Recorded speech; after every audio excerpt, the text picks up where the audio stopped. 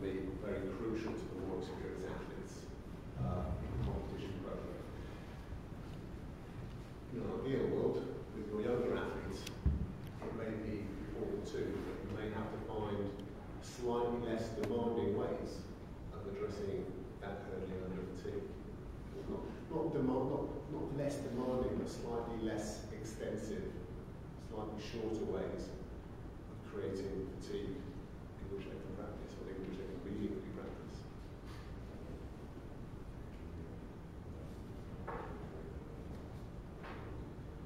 As I say, that's just an overview of the process of taking a stride out. If you've got the luxury of being in California or Florida, you could probably do this stuff all year, and you might choose a really windy day and practice a stride less. You can do it over low hurdles, or again, as we're looking today, there's no reason why just using a cone trough, a cone gap, can help establish what cadence or stride length an athlete would need to use if they were going to take a stride less. And it's amazing how not having to hurdle gives the athlete the confidence to really run at it and focus more on how they're running in between the barriers rather than running just at the barrier itself. So there's some times on Chris ran with 14s to 7, and with 14s to 3, 13s to 5, and 14s to 7 again.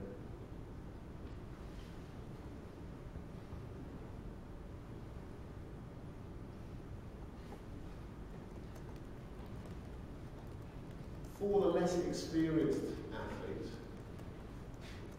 this concept of adaptability that we talked about and we practiced from a technical perspective a little bit this afternoon also needs to be put into practice in as many different scenarios as possible coming into the season. If you can do it, if you're in an environment where you can do it before that, all the better. As I say, it may be hard to find the conditions where you can realistically do good quality block sessions outside before spring, wherever spring may be. But what I would say is, don't always let your athletes choose a middle lane to do hurdle that they're starting. They may not get the luxury of determining what lane draw they're on, unless in this situation you really have that. So that ability to work in any lane, what I would also stress is maybe have them starting off either lane. They are much more flexible, they are much more, the situations can change much more markedly for a developing athlete as they can develop it quicker. And also, they will probably have much less, both, not so much technical control, but strength control in what they're capable of doing should they be faced with a huge headwind into the first hurdle. The more experienced you are, the stronger you are, the probably better you are at being able to adapt to the environment. For the younger athlete, you may have to make them so adaptable that they can adapt to the environment and say, well, actually, I can take a stride extra to this first hurdle and be on my third leg. But they need to have practiced it. It's not something they want to do. They don't want to put their box down and do a practice start. Oh, we can't get to the first hurdle. That is usually a scenario of stress and tension.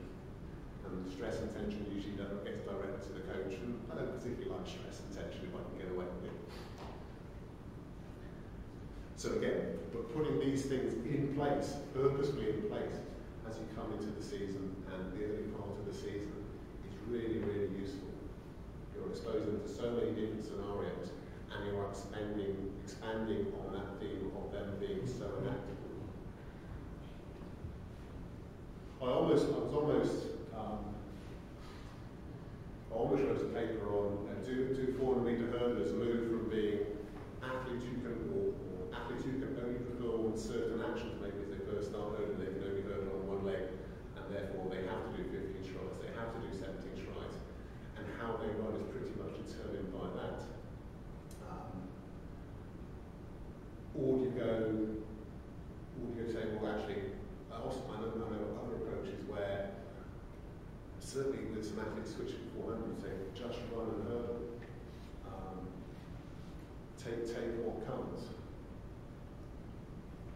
if you have the confidence to do that, it's brilliant. It may be something you need to practice to help establish that confidence. Even Britain's best female four-metre hurdler, Perry Shakespeare, she has no established stride pattern really. She runs and she takes whatever comes. Ultimately, I think a bit better control, a bit better discipline will actually lead to an ultimately better performance. But the fact that she is not, to use the word fake, she is not daunted by whatever leg she comes up to a hurdle with is a huge plus for her at the moment. If she can channel that into a more disciplined use of her effort distribution, she will certainly be well into the 53 seconds in the not too distant future.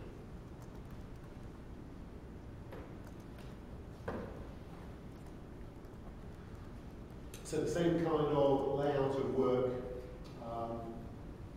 for the developing athlete. As I said, a skill that potentially needs more focus for the developing athlete is bend curving. So a lot of those rhythmic units, or a lot of the pickup work you can do, you can focus on many of the barrier clearances being on the bend or on the turn, and looking that they are nice and compact with their arms and they don't have to swing too wide. And the additional rotational control needed is something they are aware of and can address. This can be done. I've always insisted whenever they come to put down a new circuit at Loughborough, when you mark it again, please put out 200-metre hurdle spacings.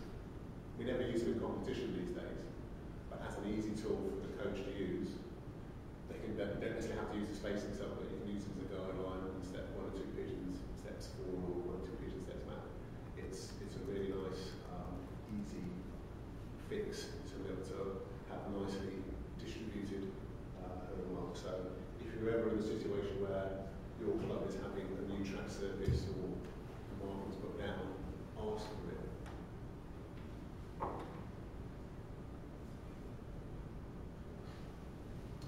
The same, rather than maybe working a longer hurdle repetition, work in long blocks of continuous 35-metre hurdle units, I'll probably have them focusing on shorter versions of that. So 2 sets of run hurdle 1 to hurdle 3. Now you can use that as a start session if you want. Then walk back straight away, go hurdle 2 to hurdle 4, hurdle 3 to hurdle 5. You can go 4 to 6, and if they're well conditioned, so on and so on around the track. Again, if you wanted them to do a lot of that on the bend, you could do pick up hurdles 5 to 7, 6 to 8, 7 to 9. So again, you are addressing that concept on the bend a little bit more. But if you've got enough blocks of rhythmic units together with relatively short recovery, again, it's not building up technical endurance.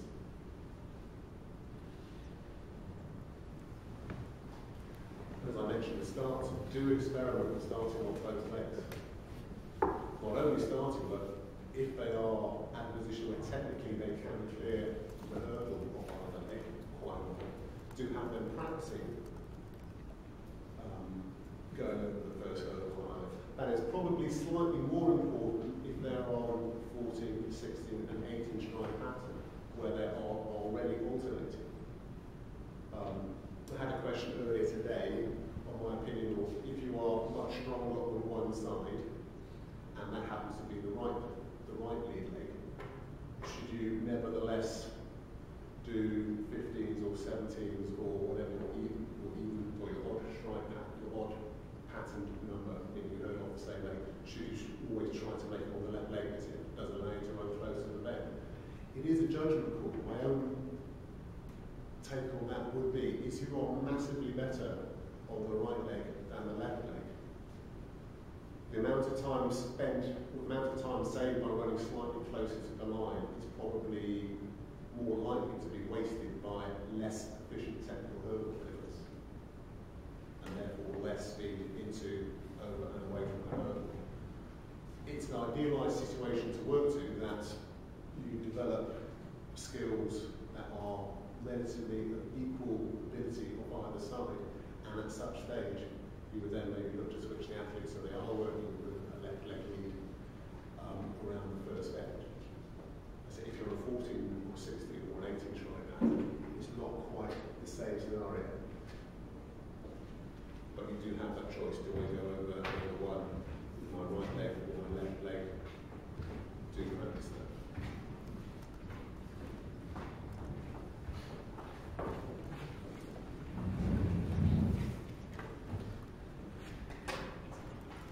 terms of, like I said, sort of looking at the back end of the hurdle race and the technical endurance side, yes, you can do that in small units, but you also do need to give the athletes some confidence that they can pick up a reasonable number of hurdles under fatigue and hold their form. So again, a pick-up hurdles reason finish is a possible way of doing that. You may not pre-stress that. So rather than, if they will come and think, well, actually, I can keep my number of strides going quite comfortably there, where in fact they may have only gone over 8 hurdles in total. They may only have run to hurdle 8 in another concept. But where they are on the track, they start thinking, actually, I can do that. And by the time they get through the second, maybe the third repetition, if you stage the recovery right, so it's not necessarily quite full recovery. They'll start to another position where it becomes much more, the fatigue levels are much more appropriate to what is actually experienced in the racing itself. Another way would be 200 metres on the flat, short recovery. Again, the actual amount of recovery will depend on the quality you have of an athlete. I will normally say a minute, it can be slightly more, it can be slightly less. And then walk back and pick up hurdle 5 and then work the last 6 hurdles there. So you run a partial race, had a break, and then come home over the back half of the race. What I need to stress in any kind of pickup work, it is important that you establish a check mark beforehand. Certainly in the split kind of session, there's nothing worse than running 200 metres in a right go and not being in a position to take the hurdle off either leg because you're just wrongly positioned. And you do need to make sure that it's a reasonable run in so that it gets up to speed as well as on that kind of scenario. If you start within 15 metres of the hurdle, they're probably not up to running speed to make the effective stride length for the next hurdle as it should be.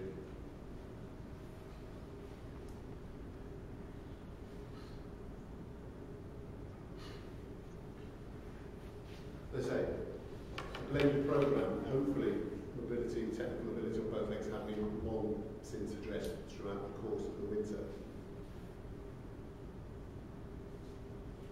And therefore developing athletes using the competition phase, using spring, early summer, to practice as many of these as possible in many different situations is, to my mind, hugely invaluable.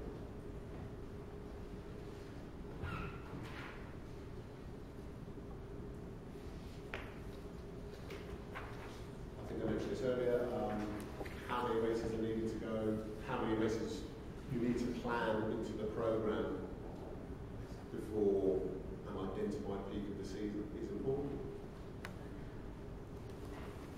It may not be that many for an experienced athlete, maybe only 4 to 6. It may well be more for the less experienced athlete. And the other aspect, again, sorry if I'm repeating myself, but again, I think it is important to have a long-term perspective in mind.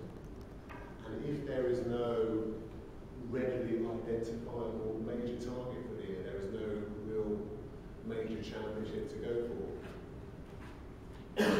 always conceptualise that year as a development year.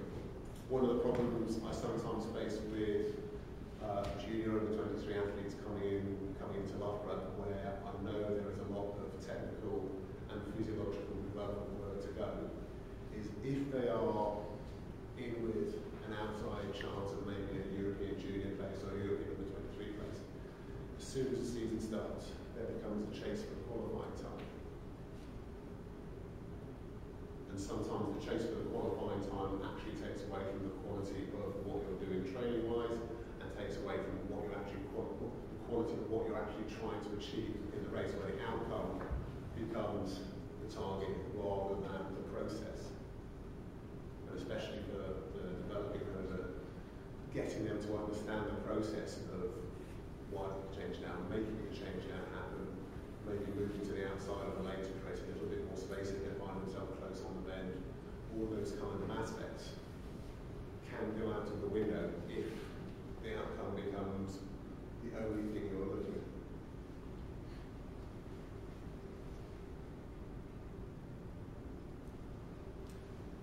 So from that point of view, it is important to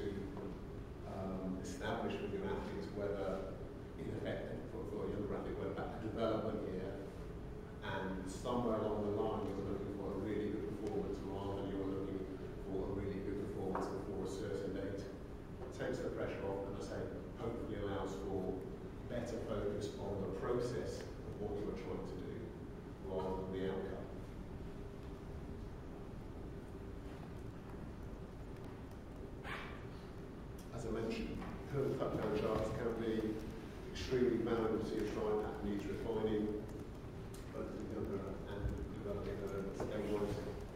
A good study of, I think it was the Sydney Olympics by, it was an Italian biomechanist or performance analysis. They were looking predominantly at the men's events, and they looked at all the good performances that occurred in the championship. And it was, I can't remember the specific figure they came up with, but it was something along the lines of, if an athlete can keep their touchdown times, their rhythmic units, within 0.85 of a second, by 0.85 a second between their quickest split and their slowest split, that tended to be in times of 48.3 at the low, whereas you could often find athletes who would go through quicker than that, and not having distributed the effort properly would then tail off to 48 mids, in horrible cases 49 lows or whatever. So touchdown charts to me are a crucial tool for coaches to be able to use at whatever level. And obviously, when you're in the season itself, it's the most effective form of immediate feedback in terms of how well a race has gone. Sometimes, even if you couldn't see a race, you would get an idea that something may have gone wrong, whether it's from a technical perspective, whether it's from an effort distribution perspective, if you can suddenly see a massive drop off in the times. So it is an added and hugely useful source of information to the coach and the athlete. As I say, don't be afraid to use racing as a part of training and rehearsing for that major focus of the year. You'd much rather get things wrong in the lead up to a major championships or world championships than you would do in the championships themselves.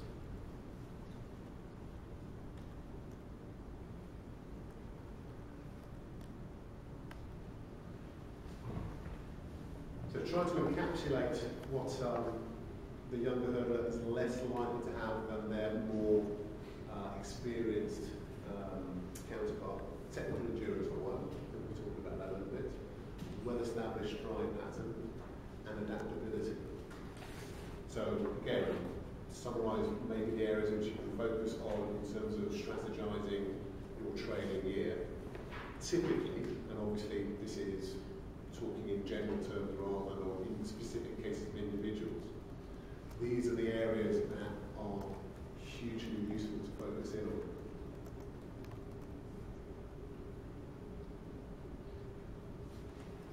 Refreshing, what I said earlier, technical rhythm units can be done relatively short, 3 hurdles at a time. The warm-up can be extended to 4 hurdles at a time as experience and technical endurance comes in. Then hurdling, as I think we mentioned.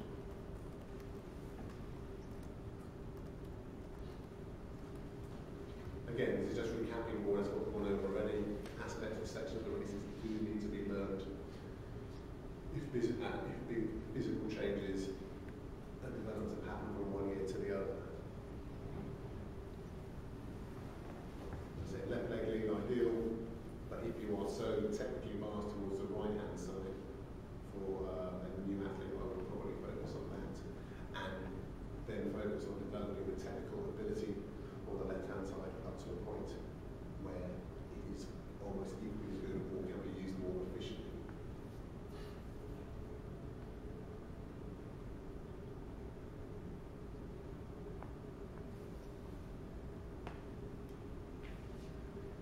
Again, utilise, there was a tendency when I first started coaching, I did tend to utilise the wind wherever I could find it. So whichever way the wind's going, yeah, we're running this way. It does help engender confidence. But at a certain point, when an athlete starts getting competent at a given stride length, developing their new skills, you need to be able to test that in a situation where you might find in a race. You need to test that in a very tight bend, you have to test that into a wind. So although you can sit back and say, yep, let's lose that +5 metre wind to push you around the bend and then smile, this will be a nice session. There will be occasions where you have to make them work for it. And if they can't work for it, then you know that some adjustment has to be done, maybe when they change down and how they carry their speed through the race. As I said, I will say time and time again, it is important carrying speed through the race, not the importance of carrying a particular pattern through the race. something I'm very keen on, again this moves back to what I was saying about experienced athletes, work the change down. Don't let the change down happen to you. Don't get with an athlete and think, right, I can run 15 instead of 5, done it. It's probably going to be a 16 now, but yeah, I'll just let 16 happen to me. Make that change down happen. She was talking to Petra earlier, she was saying she was well aware of the capacity of maybe moving to the outside of your lane as you go into that second bend. And so although you end up running 402 metres, the hurdle arrived at exactly the right place rather than you maybe being 15 and a half short. So you can't stretch for it, or you can stretch for it and lose mass at a time, or you certainly have to break for it and again lose mass at a time. And while the general concept, it is possible to recover from mistakes earlier in the race, the later those kind of mistakes which you use momentum are made, the harder it is to get any momentum and therefore quality of time back in the race.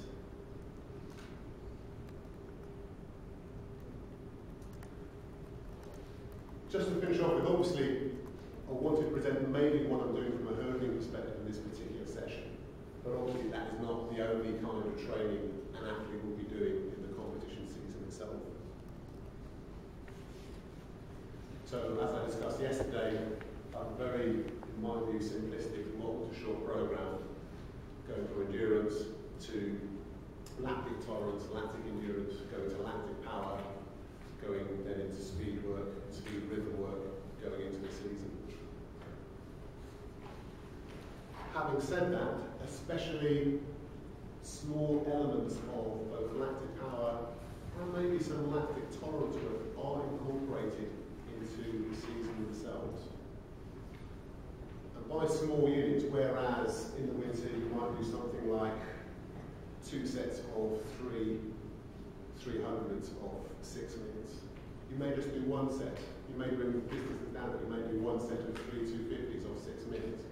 You're looking for relatively the same high level of quality of outcome, but you're just slightly capping the volume that you do, both in a run and more importantly in the overall volume of work that you do.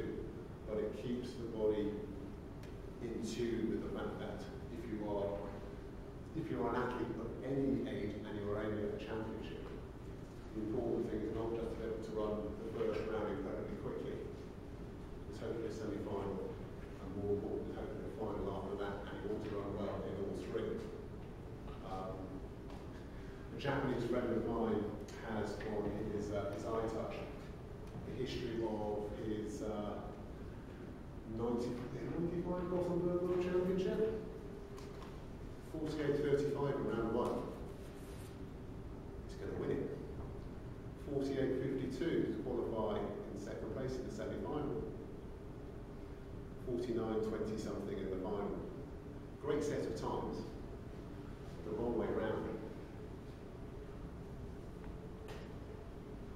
I don't necessarily know that he wasn't well enough conditioned to run 3 good races. I know he didn't actually give enough thought to I just need to qualify here. But the important thing is, for championship preparation, there is a huge difference between running 1 good race and running 3, hopefully progressively faster races in a championship scenario. So again, if you think back to, we're using this as a development year. It may well be, if you're only using a development year and there's no championship focus to think of, the requirement to refresh, to reload those aspects of speed endurance, lactic tolerance work and lactic power work are not quite as important. You may not have to put quite as much of that into the program to have the athlete running well throughout the course of the year, because you're only running 1 race at a time. So do think and say it's the big picture that is important in strategizing the competition, the training year and the competition program.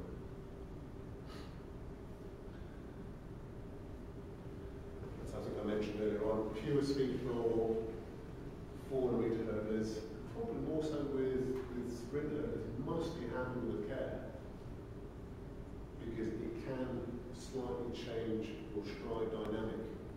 And if you have started racing, you're running 15 strides nice and comfortably, a big push on pure speed work midsummer suddenly puts you on 14.5 strides, you have a problem that you then have to address there and then.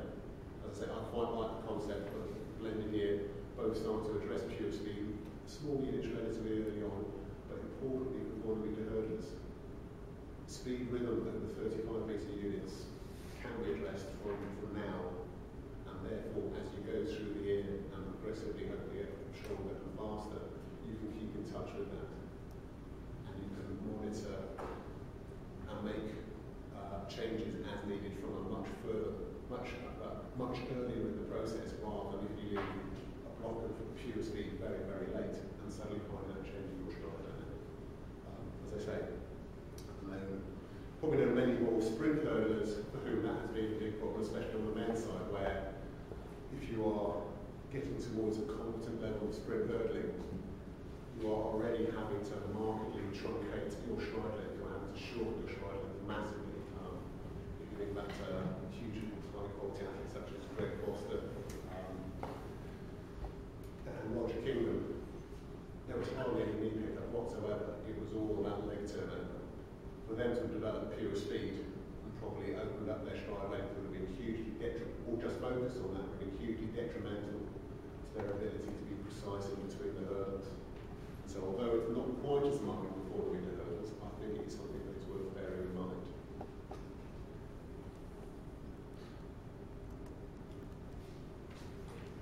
Again, for that championship idea, I do like what I call sustained tempo work being maintained in the programme. This may be at the distances of 450 or 500 metres, and it is a fraction down on race pace. You are not looking to have your athletes working at the extremes of lactic power and interlactic tolerance work on slight over distance work.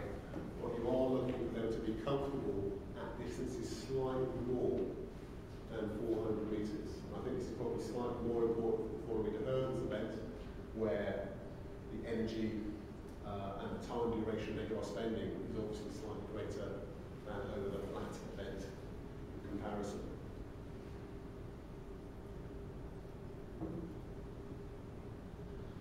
Power training does remain in my programme throughout the summer season. Very, very short